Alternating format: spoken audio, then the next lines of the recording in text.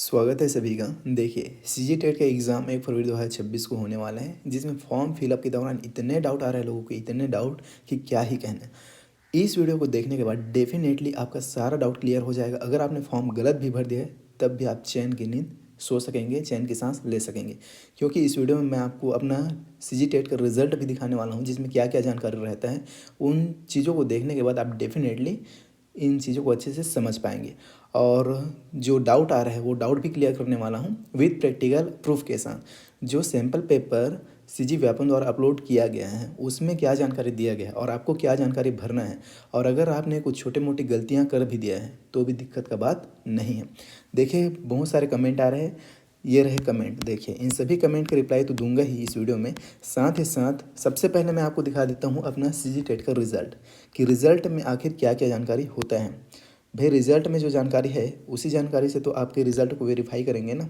तो देखिए ये है सीजी टेट का रिज़ल्ट कब का, तो छत्तीसगढ़ शिक्षा पात्रता परीक्षा 2022 का। मैंने 2022 में सीजी टेट दिलाया था, ये उसका रिज़ल्ट है। ई प्रमाण पत्र सह अंक सूची, ऐसे ही आपको एक रिज़ल्ट सर्टिफिकेट मिलता है सीजी टेट का। क्लियर है। अब इसमें देखिए क्या क्या जानकारी रहता है। पहले तो आपका यहाँ पे एक फ़ोटो रहेगा और आपका अनुक्रमांक, पंजीयन क्रमांक, नाम रहेगा, पिता का या संबंधी का नाम रहेगा और वर्ग रहेगा। क्लियर है। उसके बाद देखिए यहाँ पे स्कोर रहेगा आपका। ये पेपर 1 का है, प्राथमिक स्तर का, जिसमें टोटल नंबर यहाँ पे दिया गया है देखिए 150, जिसमें मुझे सेक्शन वाइज इतना इतना नंबर मिला है, टोटल 109 नंबर मिला है मुझे। और ये पेपर 2 का है जो कि उच्च प्राथमिक स्तर का है, मिडिल का है, कक्षा 6 से 8 तक अध्यापन के पात्रता हेतु। और इसमें देखिए यहाँ पे सेक्शन वाइज अंक दिया गया है, टोटल 150 नंबर, जिसमें मुझे मिला है, यहाँ पे आप देख सकते हैं, सीडीपी में 24 और हिंदी में लैंग्वेज 1 में 23 और लैंग्वेज 2 में 17 और विज्ञान गणित में 35 और टोटल मिला है मुझे 100 नंबर। दोनों में परिणाम नीचे लिखा है, देखिए यहाँ पे पात्र और पात्र दोनों के लिए मैं एलिजिबल हूँ। उसके बाद नीचे यहाँ पे क्यूआर कोड है और आपका रिजल्ट का जो स्पेशल नंबर होता है, जो कोड होता है वो दिया गया है, और यहाँ पे नियंत्रक का सिग्नेचर और संचालक का सिग्नेचर और डेट, परिणाम जारी होने की तिथि 21/10/2022। और उसके अलावा यहाँ पे इस रिजल्ट से संबंधित जानकारियाँ दिया गया है, इसे पॉइंट टू पॉइंट आप लोग पढ़ सकते हैं। यहाँ पे कहीं भी आपके कॉलेज का, आपने जो ग्रेजुएशन किया उस कॉलेज का नाम, या फिर आपने बीएड डीएलएड किया उस कॉलेज का नाम, उसका डिटेल यहाँ पे मेंशन है ही नहीं, तो उसको कहाँ से वेरीफाई करेंगे वेरिफिकेशन के टाइम। देखिए अभी तक तो आपके कॉलेज या बीएड डीएड के इंस्टीट्यूट का नाम छत्तीसगढ़ के जो सीजी टेट का रिजल्ट है उसमें तो नहीं दिया जा रहा। आगे दे ये लोग, आगे मेंशन कर दो, उसके बारे में मैं नहीं कह सकता, लेकिन अभी तक इसमें ऐसा कोई जानकारी नहीं है। तो देखिए अब आपको फॉर्म कैसे भरना है। अगर आपने कुछ गलतियां कर भी दिया है तो वो कौन सी गलतियां हैं जो आपको प्रॉब्लम नहीं देने वाली, उसको समझिए। चलिए समझते हैं, आपके कमेंट्स को पढ़ते हैं पहले। इसमें पहला कमेंट है अंकित देवरा का, सर अगर मैंने बीएड का डाल दिया ग्रेजुएशन में तो दिक्कत होगा क्या। अब देखिए आपका जो सीजी टेट का रिजल्ट है जिसको मैंने अभी आपको दिखाया, उसमें कहीं पे भी बीएड या डीएलएड या ग्रेजुएशन का जिक्र है क्या, नहीं है ना। तो देखिए जब आप सीजी टेट क्वालिफाई कर लेते हैं, जब आप टीचर का वैकेंसी निकाल लेते हैं, ध्यान दीजिएगा बात को, जब आप टीचर का वैकेंसी निकाल लेते हैं तब आप जाते हैं वेरिफिकेशन के लिए। अब वहाँ पे आपको कुछ डॉक्यूमेंट वेरीफाई कराने होते हैं। जैसे आप वर्ग 2 की अगर बात करें, क्योंकि यहाँ पे बात किसका चल रहा है, बीएड और ग्रेजुएशन का, मतलब वर्ग 2 का। तो वर्ग 2 में जब आप जाएंगे तो पहले तो आपका बीएड का सर्टिफिकेट देखेगा और ग्रेजुएशन का। क्लियर है। इन सर्टिफिकेट्स को देखेगा, उसके अलावा देखेगा सीजी टेट का पेपर 2, सीजी टेट का पेपर 2 वाले सेक्शन को देखेगा कि उसमें पात्र लिखा है कि नहीं लिखा है। अब देखिए आपने ग्रेजुएशन कर लिया है, बता रहे हैं आपके कमेंट अनुसार, तो आपने ग्रेजुएशन हो सकता है 2024 में कंप्लीट कर लिया है, आज से पहले 2025 भी हो सकता है, 2026 ही हो सकता है, और बीएड का नाम लिया है, मतलब आप बीएड कर रहे हैं। अब बीएड का रिजल्ट हो सकता है अभी आपका आया होगा या नहीं आया होगा, मैं मान के चलता हूँ कि 2026 में आएगा, अगले साल। और आपका सीजी टेट का पेपर 2 डिक्लेयर कब होगा रिजल्ट, तो ये भी 2026 में होगा। भाई अभी एग्ज़ाम होगा 1 फरवरी 2026 को, तो रिजल्ट भी तो हाई चांस है ना कि 2026 में ही आ जाए, 2027 थोड़े लगेंगे। अब जो वेरिफिकेशन करने वाला है वो किस चीज़ को देखेगा, उसको समझो। वो तो देखेगा आपकी ग्रेजुएशन, तो ग्रेजुएशन आपने 2024 में कर लिया, ओके है। अब देखेगा वो बीएड, बीएड आपका रिजल्ट 2026 में आया। अब देखेगा आपका सीजी टेट, तो सीजी टेट का पेपर 2 जिसका रिजल्ट 2026 में आया। मतलब कॉमन सेंस है कि आपने बीएड 2024 में ही स्टार्ट कर दिया था। जब आप सीजी टेट दिलाए तो आप बीएड कर रहे थे, हालांकि आपका रिजल्ट नहीं आया था। मतलब आपका ये जो सभी सर्टिफिकेट है वो कैसे रहेगा, तो वो सभी वैलिड रहेगा। वो सभी वैलिड रहेगा। वहाँ पे आपसे इस सीजी टेट का जो एप्लीकेशन फॉर्म है, सीजी टेट का जो एप्लीकेशन फॉर्म है उसको बिल्कुल भी दिखाने के लिए नहीं बोला जाएगा। क्लियर है? सीजी टेट का एप्लीकेशन फॉर्म दिखाने के लिए नहीं बोला जाएगा, इस बात को आप ध्यान रखेंगे। तो देखिए, इस तरह का अगर कोई मिस्टेक हो भी गया है तो आपको ज़्यादा पैनिक नहीं होना है। आपके वेरिफिकेशन के टाइम इन सभी चीज़ों को देखा जाएगा, ना कि इस एप्लीकेशन फॉर्म को। क्लियर है? आई होप मेरी बातों को आप समझ पा रहे हैं। चलिए आगे बढ़ते हैं। Sir, I am enrolled in DLED from PSSOU and I have done BTech, so I am eligible for both primary and middle. हाँ, आप क्या है तो आप पूरी तरह से एलिजिबल हैं। बीटेक वालों को टीचर बनने की आज़ादी है छत्तीसगढ़ में। क्लियर है? टीचर आप बन सकते हैं। और आपने अगर डीएलएड किया है, देखिए बीटेक को किस में कंसिडर किया जाता है, तो इसको कंसिडर किया जाएगा आपके ग्रेजुएशन में। क्लियर है? ये कंसिडर किया जाएगा ग्रेजुएशन में। इसके साथ आपने बोल रहा है कि आप डीएलएड में एडमिशन ले लिए हैं, मतलब आपका डीएलएड भी हो जाएगा।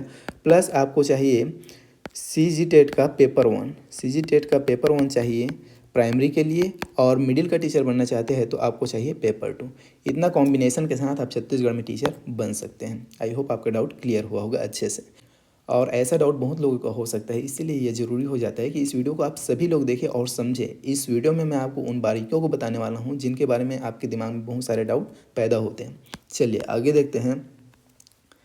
सर, अगर हमने कॉलेज का नाम डाला है तो कुछ होता है क्या?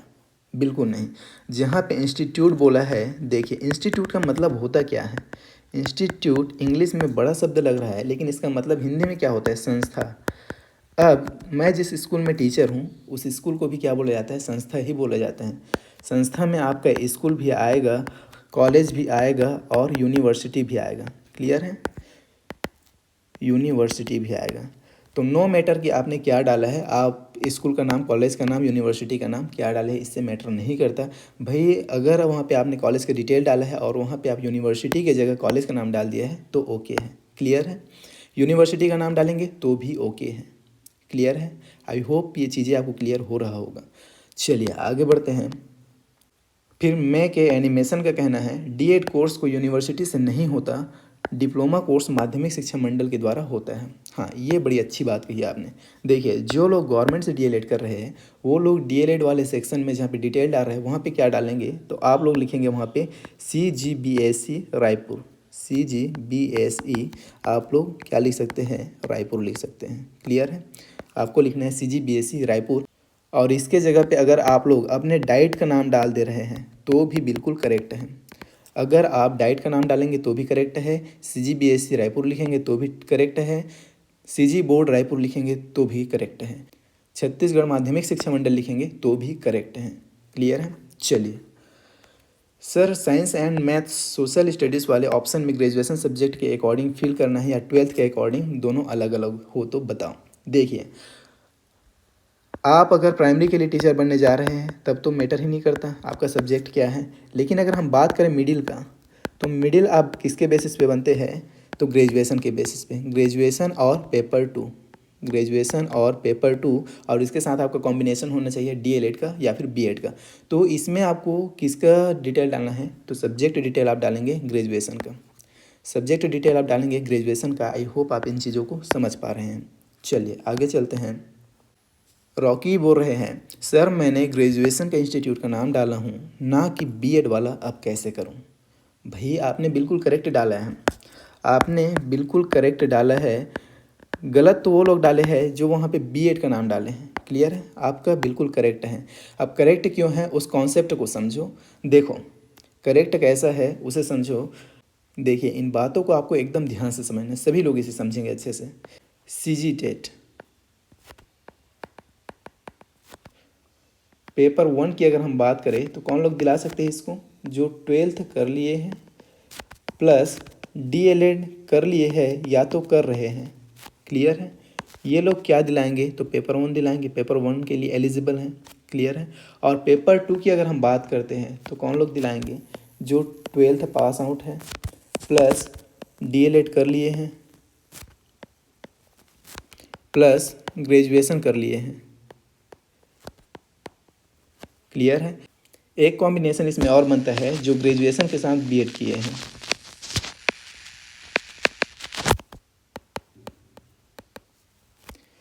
ठीक है। अब यहाँ पे ये करेक्ट क्यों है, ग्रेजुएशन का डिटेल डालना, उसे समझो। भाई अगर पेपर 2 का कोई फॉर्म फिल कर रहा है और अगर उसने बीएड नहीं किया है, उसने सिर्फ 12th डीएलएड प्लस ग्रेजुएशन किया है, तो वो ग्रेजुएशन के जगह पे किसका डिटेल डालेगा, वो बीएड का डिटेल कहाँ से लाएगा, वहाँ पे तो इनको ग्रेजुएशन का डिटेल डालना पड़ेगा। और जो बीएड वाले हैं वो ऊपर तो टिक करेंगे ही ना, बीएड वाले पोर्शन पे टिक करेंगे कि हमने किया है राइट करके, लेकिन जहाँ पे डिटेल फिल करना है वहाँ पे आपको डालना है ग्रेजुएशन का डिटेल। अगर आप बीएड का डाल देंगे तो चलो ठीक है, आप तो बीएड वाले हैं तो डाल रहे हैं, लेकिन जो डीएलएड वाले हैं जिन्होंने ग्रेजुएशन कर रखा है और उनको पेपर 2 दिलाना है, वो कहाँ से बीएड का डिटेल डालेंगे वहाँ पे। आई होप आप चीज़ों को समझ पा रहे हैं। चलिए मैं फॉर्म में यहाँ इस चीज़ को आपको दिखाता हूँ। फॉर्म में ये चीज़ कहाँ है, तो फॉर्म में ये चीज़ है यहाँ पे देखिए, ये है पेपर 2 का। अब यहाँ पे देखिए, अगर आप पेपर 2 का दिला रहे हैं तो आप यहाँ पे चेक मार्क करेंगे। क्लियर है, यहाँ पे आपने चेक मार्क कर लिया। अब आपसे पूछ रहा है आपके डिग्री इन एजुकेशन, मतलब डिग्री इन एजुकेशन क्या होता है, ये होता है बीएड के बारे में पूछ रहा है। ये किसके बारे में पूछ रहा है, तो ये पॉइंट बीएड के बारे में पूछ रहा है। और आप यहाँ पे यस तो कर दिए ना, बीएड की डिटेल तो आप डाल दिए। आपने कह दिया कि या तो मैं इसमें प्रवेश ले चुका हूँ, या मैं इसमें अध्ययनरत हूँ, या मैं इसमें उत्तीर्ण हूँ। ये डिटेल आपने यहाँ पहले ही कंसेंट दे दिया, आपने यस कर दिया।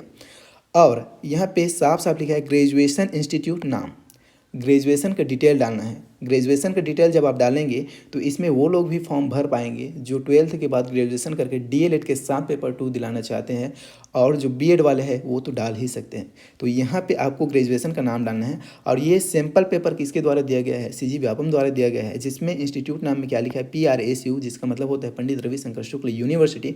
और यहाँ पे आप कॉलेज का नाम डाल रहे हैं तो भी गलत नहीं है, यहाँ पे आप यूनिवर्सिटी का नाम डाल रहे हैं तो भी गलत नहीं है। इस चीज़ को आप लोग ध्यान रखेंगे। बस यहाँ पे आपको बीएड का डिटेल नहीं डालना है। अगर आप यहाँ पे बीएड का डिटेल डाल रहे हैं देन डेफिनेटली ये गलत है। क्लियर है, यहाँ पे अगर आप बीएड का डिटेल डाल रहे हैं तो ये गलत है। यहाँ पे आपको ग्रेजुएशन का डिटेल डालना है।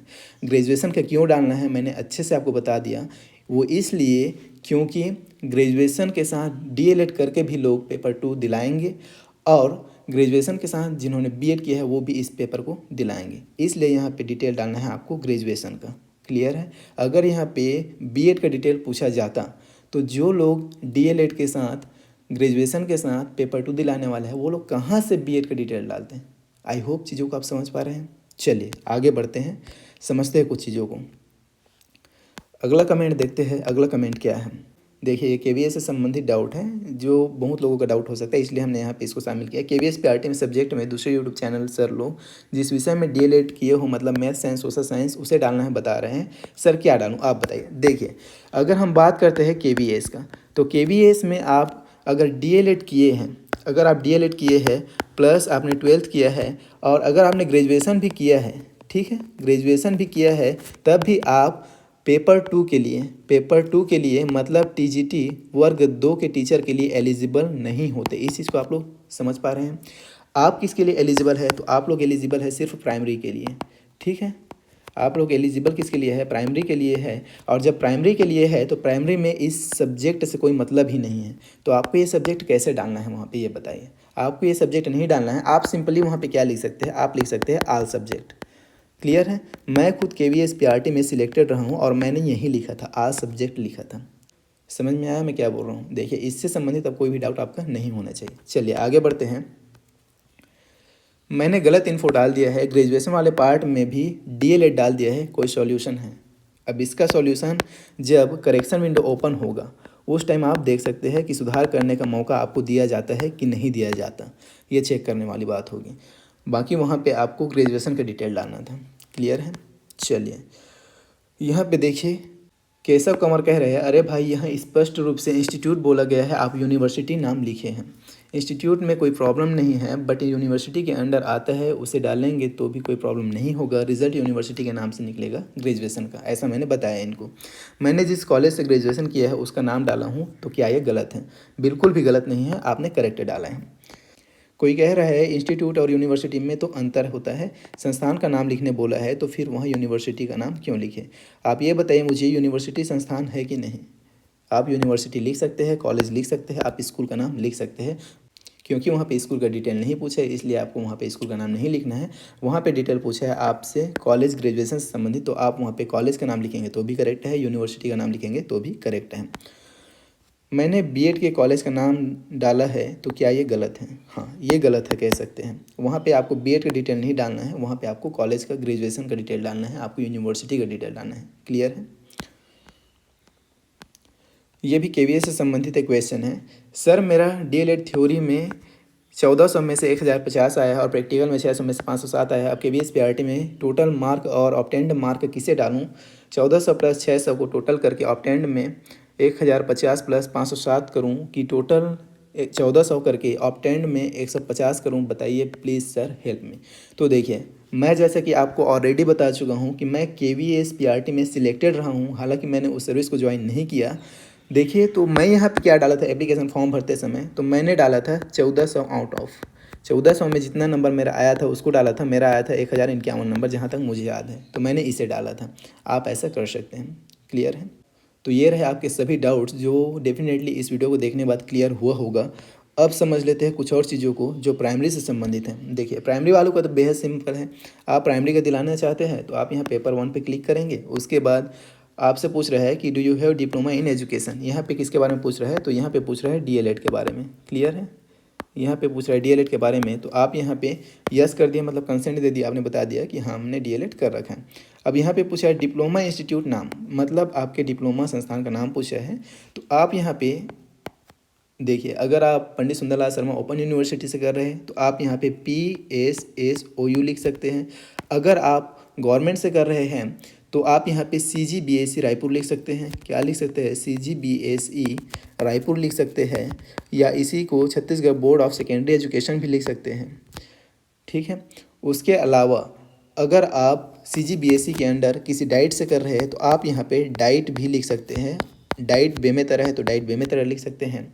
डाइट अंबिकापुर है तो डाइट अंबिकापुर लिख सकते हैं, वो भी ओके रहेगा। और आप डिप्लोमा पासिंग ईयर यहाँ पे लिखेंगे। इस तरह से आपको फॉर्म फिल करना है। आई होप इस वीडियो को देखने के बाद आपका कोई भी डाउट नहीं बचेगा CG टेट से लेकर।